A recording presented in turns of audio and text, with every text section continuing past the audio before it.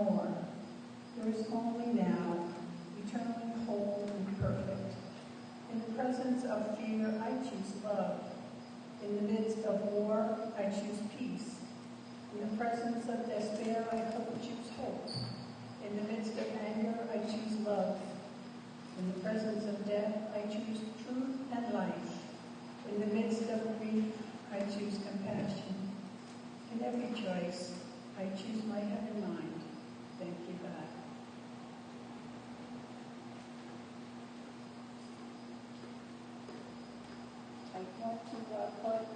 I want to call your attention to the flower arrangements here.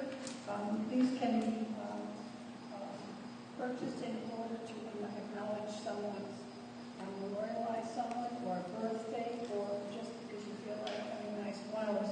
That's your choice. You can go to the office and they will order flowers for you. There are flowers from here from the Galsick Farm, Wilcox, Pennsylvania, to thank all the volunteers, all volunteers. There's a bouquet forever in our hearts and thoughts from the Church of Divine Inspiration in Rochester, New York.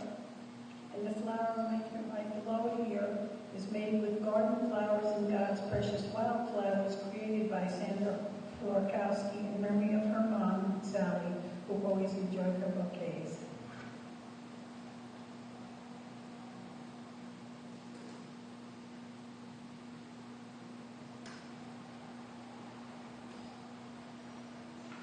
I'm going to introduce our speaker in a moment, but first we're going to stand and sing a song. And the words will be up on the screen there. We're going to sing, I Love to Tell the Story.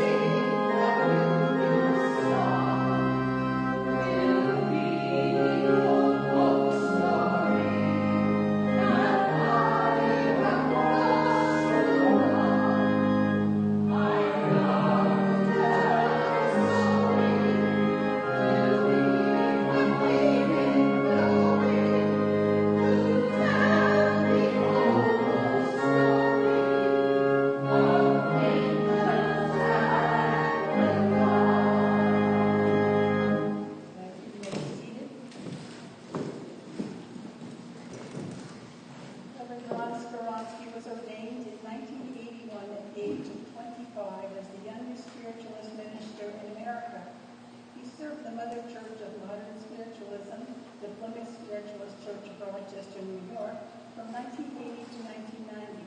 He served as a board member of the National Spiritist Association of Churches from 1981 to 1990.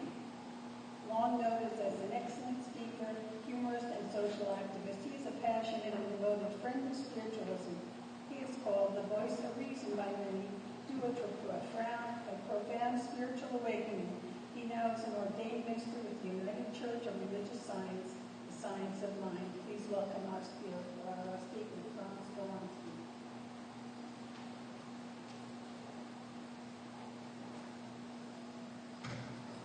You can applaud. You could send cash, but no, you're not going to do that either, so quite all right. Thank you. It is a pleasure to be here with you. It is a privilege to be here with you as we celebrate LilyDale's 141st season. And one of the things that always amazes me is that no matter how many times I have the privilege of sharing my ideas and insights, it always feels new.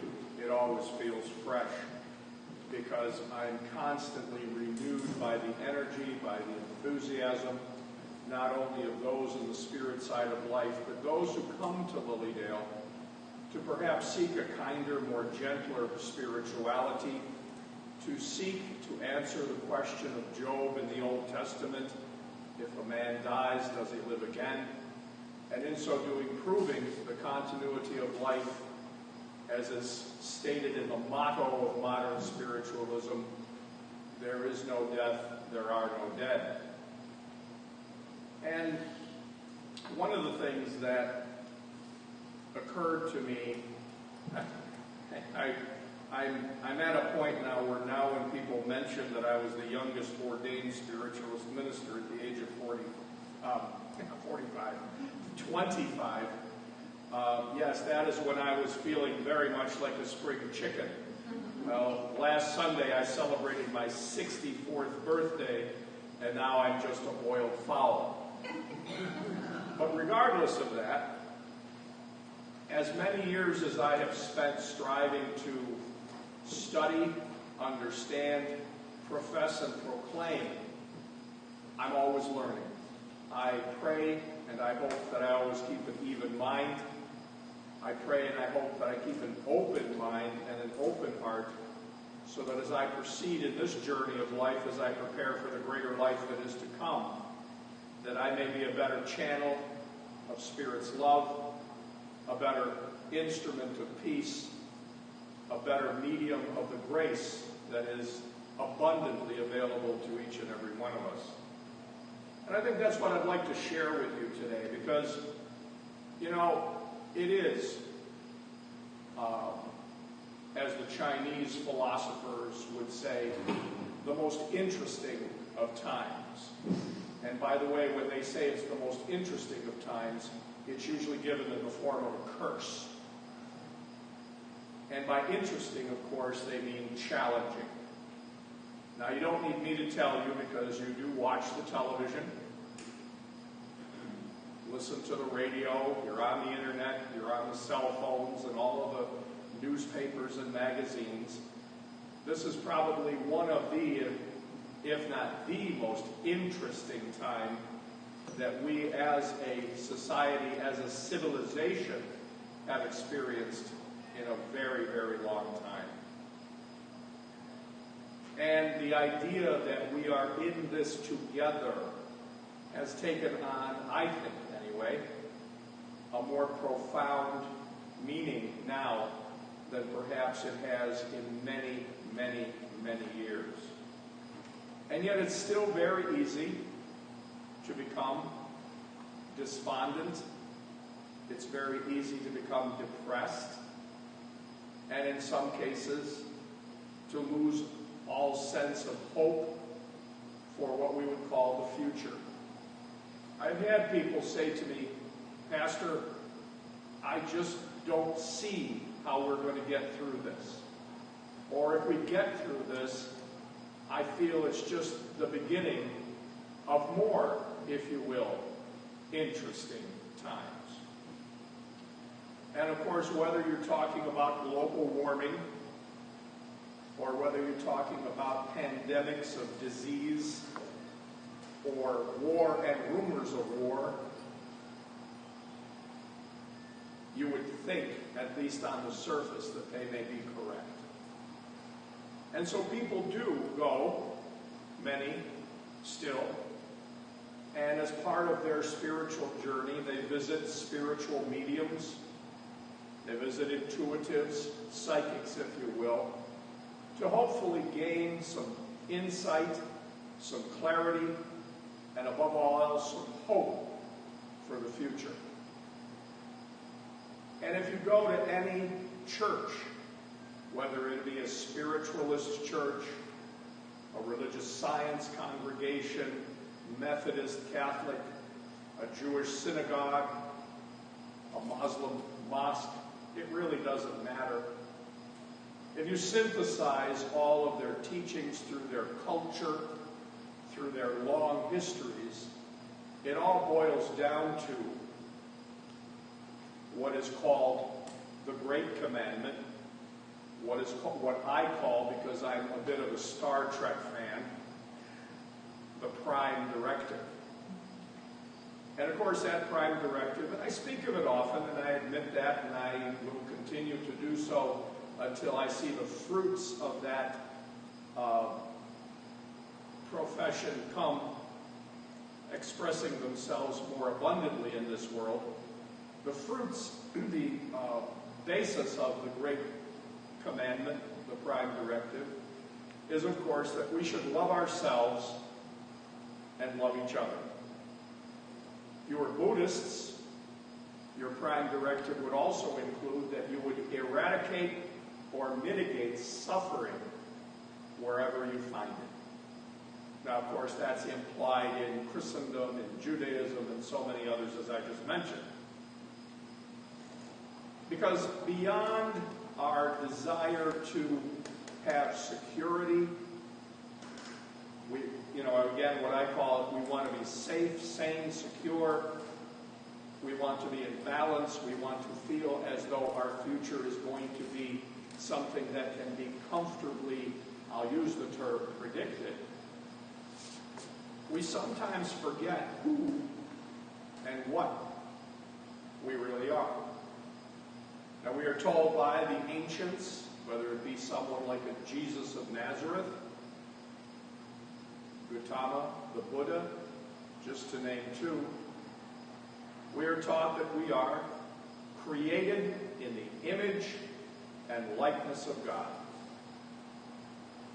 Metaphorically, we are called children of God, sons and daughters of the first cause, of the ground of being. And in metaphysics, we make the affirmation that it is in, through, and as this ground of being that we live, move, and have our very being.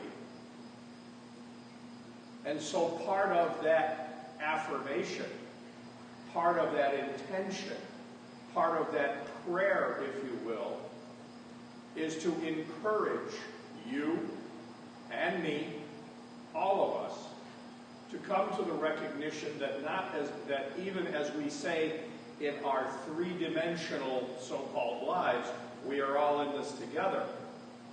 But in the most important dimension, in the most important aspect of our total beingness, our spiritual life, our eternality, we are all in this together.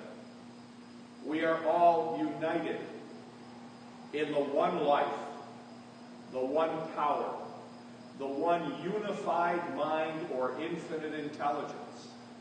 And so therefore, by our very nature, according to the ancients as well as the more contemporary teachers, avatars, gurus, whatever you want to say, we are expressions, manifestations of the all that is. And as a result of that, as a result of that, we have the power by our divine heritage, by our divine nature that is at the core of each and every one of us, bar none, each and every one of us, to be able to create, or as it's more aptly put, co-create a reality that not only prepares us for the greater life to come, spirit as we refer to it, but also could and should, and by the way is our destiny, prepare us for what is equally important, and that is a meaningful, abundant, happy, healthy, safe, sane, and secure life. Where? In the here and the now.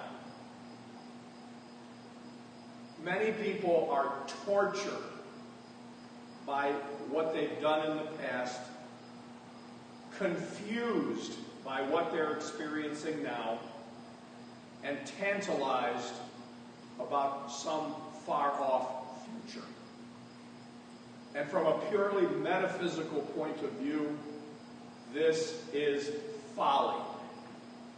Because we are taught, and it's being expressed more and more as we begin to understand from a purely empirical scientific perspective, specifically quantum physics, that there is no such thing as time or space.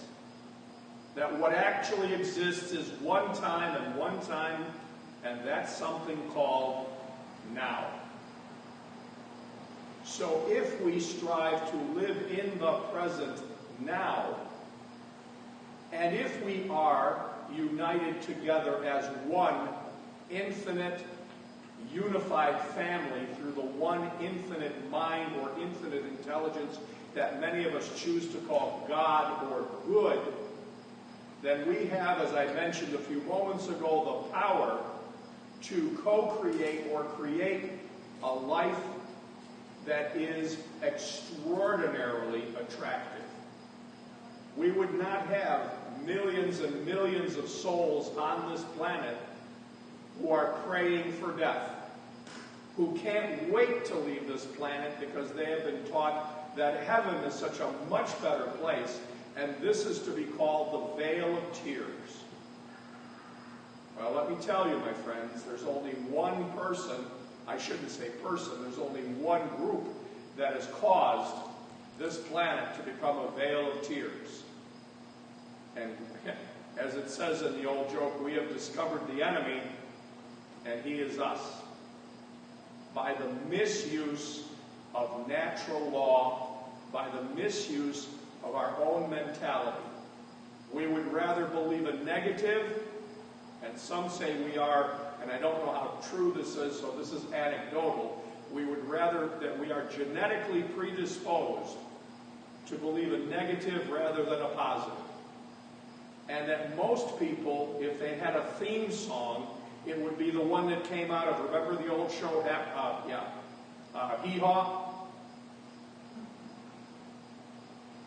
Doom, despair, and agony are we, deep, dark depression, excessive misery. If I had no bad luck, I'd have no luck at all. Doom, despair, and agony are we.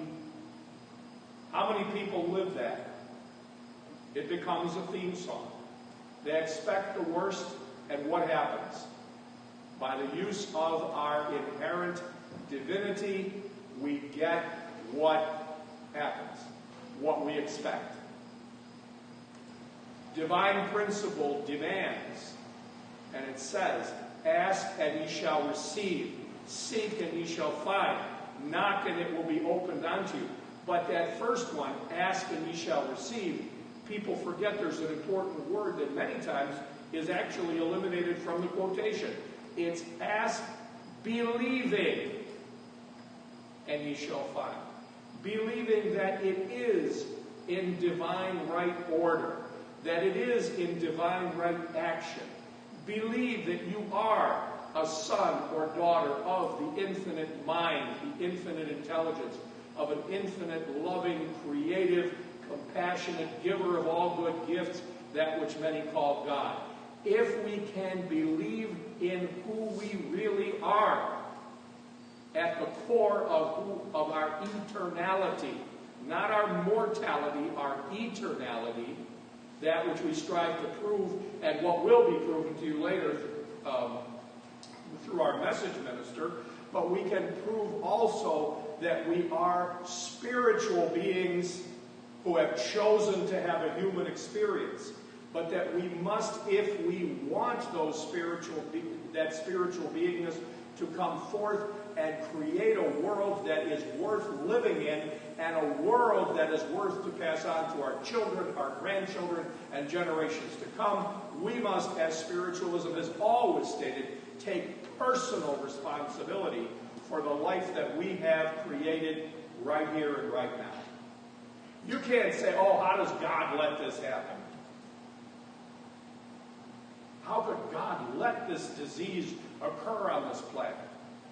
Well, my friends, people much wiser than myself, like Mary Baker Eddy, the founder of the Christian Science movement, she said, God is not the author of sin, sickness, or death, but it is our misuse of our own mentality, our own mental energies. It is when we expect the worst, we get the worst. It's not a reward, but believe me, it is not a punishment. It is how mind, the universal mind that we are all part of, works. Because what we sow, what we contemplate, what we meditate upon is what demonstrates, is what manifests. If any of you have ever read the Celestine Prophecy by a fellow by the name of Redfield, I believe, it's stated very plainly, where intention goes, energy must flow.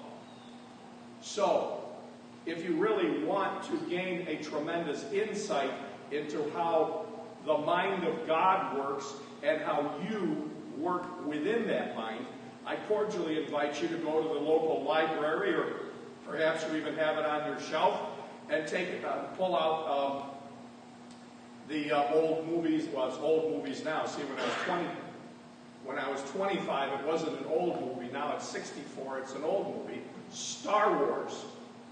The concept of the Force. It's neither positive or negative per se. It is strictly an energy. An energy that if you choose to put negativity into it, you will get negativity out of it. If you choose to put positivity into it, you will get positivity out of it. So it is that use of that mentality coupled with your absolute emotional, intellectual, the totality of your spiritual nature in expectation that you can turn not only your life around, but be a source of healing, be a source of grace, if you will, to your family, your friends, and those around and about you. Of course, a lot of this takes discipline. It takes discipline to try to forgive rather than to hate. It takes discipline to love those who do not appear worthy of love. It takes discipline, spiritual discipline, to reflect that you are what you think, and that whatever you focus on will ultimately, in your thought tendency again, you will experience. Christian D. Larson, and I'd like you to remember that name because a lot of people don't know him. Many people have forgotten. But it's Christian, like in the religion. D as in duck. I really probably should come up with something better than duck. Anyway, Larson, L-A-R-S-O-N, quotes, "Spirituality is the perfect remedy for all the ills of life. And to live the spiritual life is the greatest thing a man or woman can do. Therefore, to promote spiritual growth among all minds that are ready is of more importance than all other objects and aims combined." So my question to you today,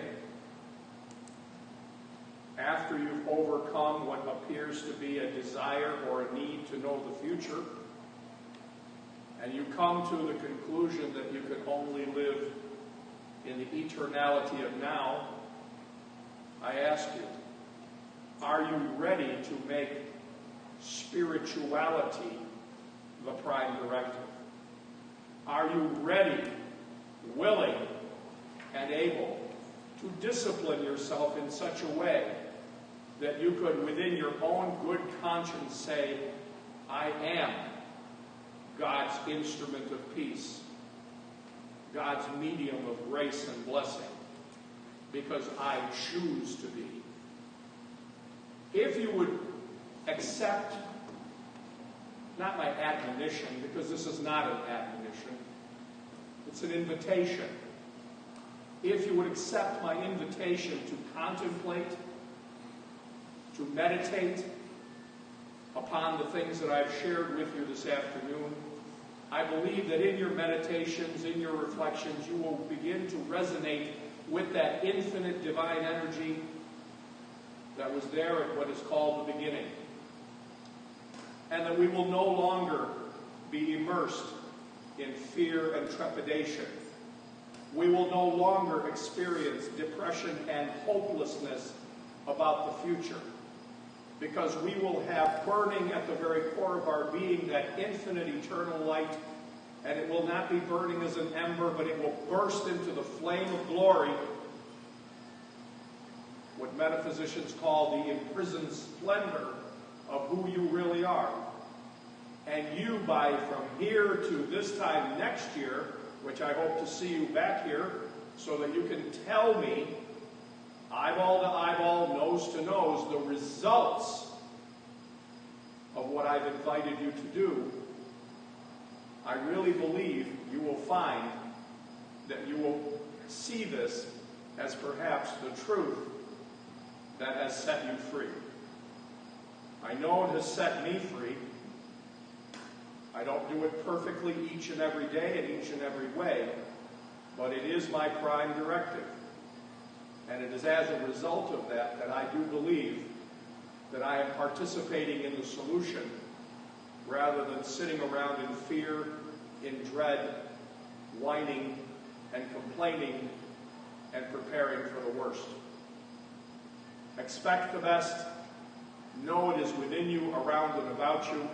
Share it with others. Amen.